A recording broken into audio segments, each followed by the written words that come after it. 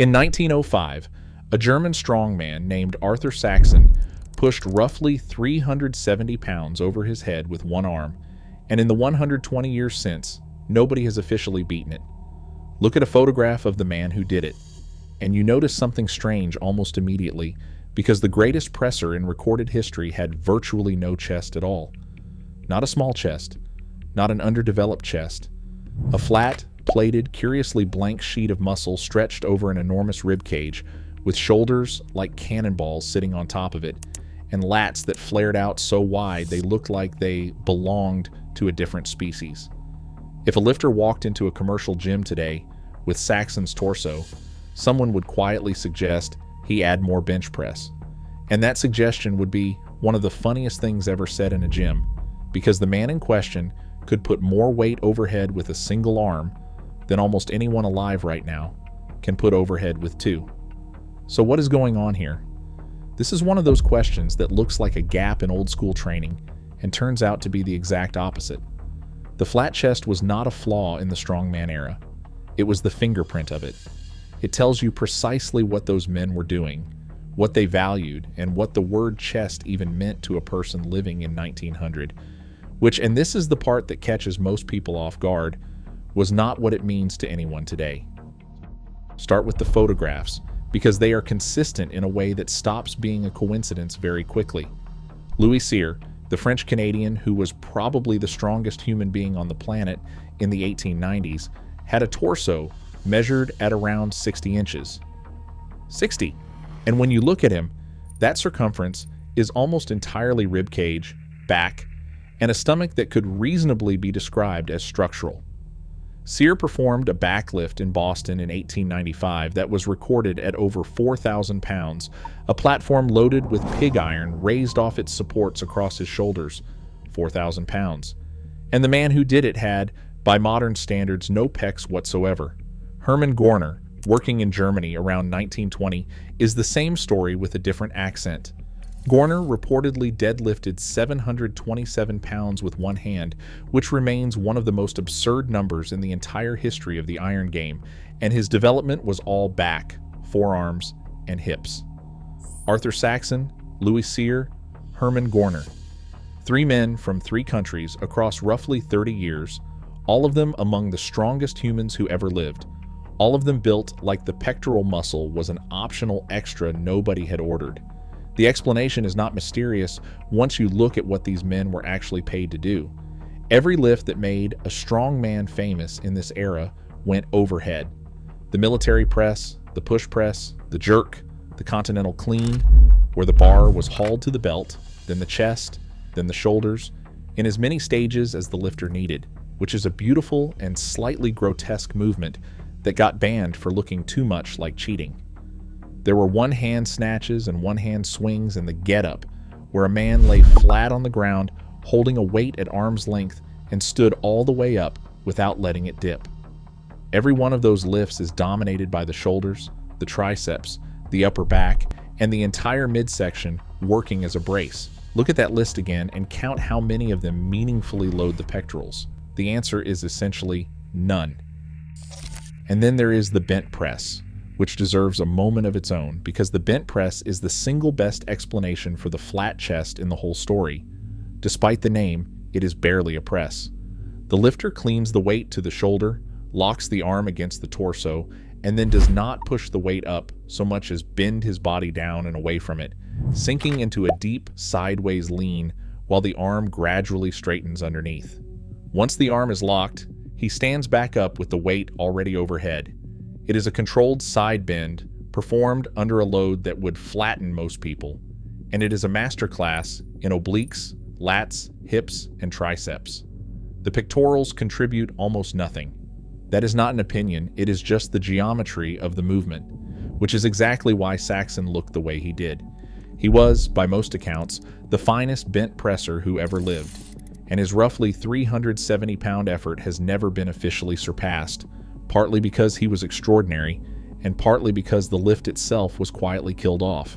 Through the 1920s and into the 1930s, the governing bodies steadily trimmed the enormous menu of competitive lifts down to a manageable few, and the odd lifts went in the bin. No competition means no incentive. No incentive means no specialists. And the bent press became a party trick performed by people who had read about it in old books. Saxon's number did not get broken. It just got frozen in place with nobody left standing near it. Now, before anyone brings it up, yes, there is an obvious exception, and his name is Eugen Sandow. Sandow had a chest, a genuinely developed one, with visible pectoral separation that would not look out of place on a physique competitor 50 years later. And that is precisely the point, because Sandow was not primarily a strength competitor. He was a performer. He posed in a glass case at the Royal Aquarium covered in powder. He opened his Institute of Physical Culture in London in 1897. He sold courses and dumbbells and the idea of himself. And he built his body for an audience that was looking at it rather than for a platform that was measuring it. Sandow is the era's proof that if you trained for display, you could get a chest. Almost nobody was training for display. And the tension between those two worlds produced one of my favorite stories in the whole period. In 1898, the Saxon trio were performing in Britain and began advertising that Arthur had beaten Sandow at his own game on stage, outlifting him in front of a crowd. Sandow, whose entire commercial empire rested on being the strongest and most beautiful man in the world, did what any sensible Victorian celebrity would do. He sued. The case went to court, the details were argued in public, and the ruling went Sandow's way. Now, as far as the surviving accounts go, there is still genuine disagreement about what actually happened on that stage, and I would not stake anything on either version. But the fact that the argument had to be settled by a judge tells you everything about how much money was riding on being the strong one. Here's where it gets genuinely interesting, though, because there is a much deeper reason the chest disappears from these physiques, and it has nothing to do with lift selection. When a physical culturist in 1900 talked about his chest, he was not talking about muscle. He was talking about the rib cage. Chest measurement meant circumference, and the number people actually bragged about was chest expansion, the difference between a full exhale and a maximum inhale, measured with a tape and printed proudly in advertisements. A man might claim a 42-inch chest expanding to 47, and that 5-inch swing was the selling point, because it was understood as evidence of lung power and vitality and general robustness in an era where tuberculosis was a genuine terror and breathing well was a legitimate health achievement. Read that again. The most desirable chest trait of the age was how much it moved, not how much of it there was. Once you understand that, the whole picture snaps into focus. Bernard McFadden was selling this idea to enormous audiences through Physical Culture magazine from 1899 onward, and the mail order courses that followed for the next 40 years were all built on the same promise. Inches on the tape, expansion, wind, vigor. Nobody was selling a program to build the upper chest because the upper chest was not a thing anyone had thought to want. And this belief produced a training method that is, honestly, one of the strangest and most effective things the era ever came up with. If your goal is a bigger rib cage rather than bigger pectorals, then you do not press. You breathe. The method that emerged was the 20-rep squat, done with a weight heavy enough to be genuinely frightening, taking 3 or 4 enormous gulping breaths between every single repetition until the lifter was hyperventilating under the bar and questioning his life choices. Then, immediately afterward, while the chest was still heaving, a set of light straight-arm pullovers lying across a bench with a weight most people would consider insulting. 20 pounds, 25. The point was never to load the muscle. The point was to stretch the rib cage while it was maximally inflated and force the cartilage to remodel outward over months of abuse. This approach ran through the 1930s and 1940s in particular, and Peary Rader, who founded Iron Man magazine in 1936, became one of its great champions. It is worth being precise about the timeline here, because breathing squats belong to the transitional years between the old strongman world and the bodybuilding era that followed. This is not a Victorian method. It is what the Victorian idea of the chest turned into once barbells got cheap and gyms got organized. But it tells you exactly where the priority still sat. As late as the 1940s, serious lifters were spending their most brutal training sessions trying to make their chest bigger by inflating the skeleton underneath it. There is one more piece, and this is the one that surprises people most, because it is not about philosophy at all. It is about furniture. For most of the strongman era, the flat bench, as we understand it, simply did not exist as standard equipment, and neither did uprights to hold a loaded barbell at chest height, which raises an immediate and very practical problem. If you want to press a heavy weight while lying down, and there is no rack to lift it out of, how exactly do you get it into position? The answer is that you did it yourself, on the floor, and it was ridiculous. Lifters would lie flat on their backs, roll the barbell up their legs and onto their stomach, and then perform what was charmingly known as the belly toss, a violent hip thrust that popped the bar up off the abdomen and into the hands, at which point the lifter pressed it until his upper arms hit the ground and the movement stopped. That was the floor press, and for decades it was the closest thing anybody had to a bench press. The range of motion was cut short by the floor. The setup was capped by whatever you could survive bouncing off your own midsection, and the whole enterprise looked less like training and more like a man being attacked by his own equipment. So the chest was not just unfashionable, it was mechanically difficult to train hard, even if you wanted to. Sit with that for a second because it reframes everything. The reason those men have flat chests in every photograph is not that they lacked the knowledge or the work ethic or the genetics. It is that the exercise which builds the modern chest was, in practical terms, not really available to them, and the culture around them had not identified the muscle as something worth wanting in the first place. Two independent forces pointing the same direction for 50 years.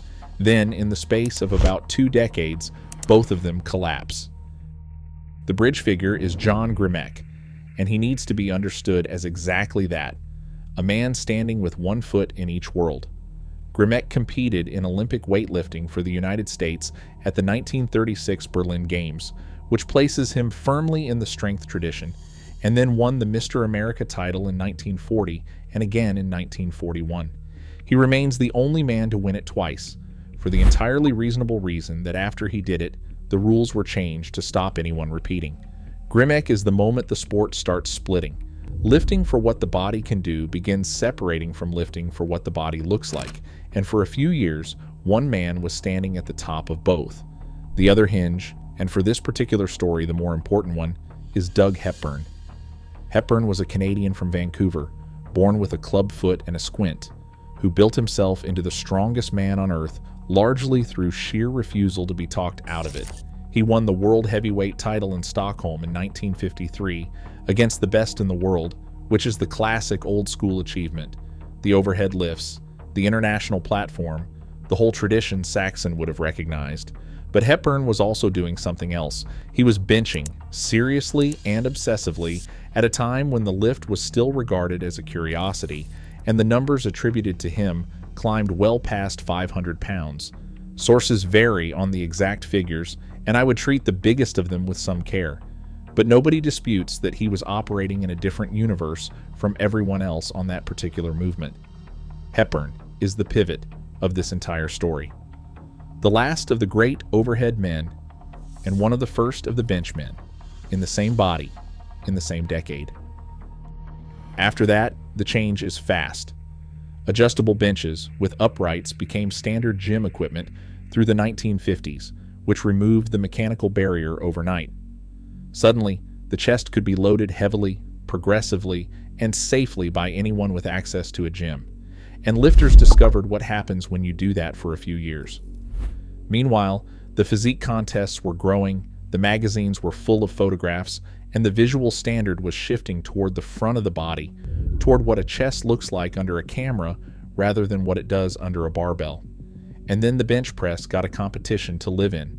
Powerlifting formalized around the squat, the bench, and the deadlift, with the AAU Senior National Championships in the mid-1960s establishing the sport in the United States on a national footing.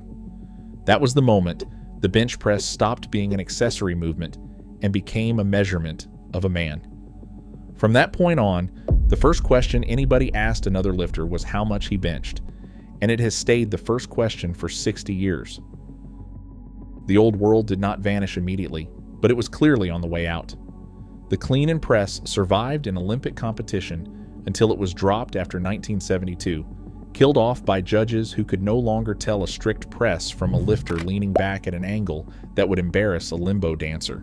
When it went, the last major competitive incentive to build a pressing physique from the shoulders and triceps went with it. So the verdict is not that the old-timers failed to build a chest. The verdict is that the chest, as a goal, is younger than most people assume. Roughly 70 years old as a serious training priority, born from a piece of gym furniture becoming common and a sport deciding to score it. Arthur Saxon died in 1921, not yet 45, having spent his life proving that a man built almost entirely of obliques, lats, and triceps could put more weight over his head with one arm than anyone before or since. He would have found the modern obsession with the flat bench completely baffling, and if he ever tried one, I suspect he would have set it down after a few reps and asked, quite reasonably, what it was for. Somewhere in a photograph from 1905, a man with no chest at all is holding 370 pounds above his head with one hand. Whatever the standard is now, that number is still sitting there, unbeaten, waiting.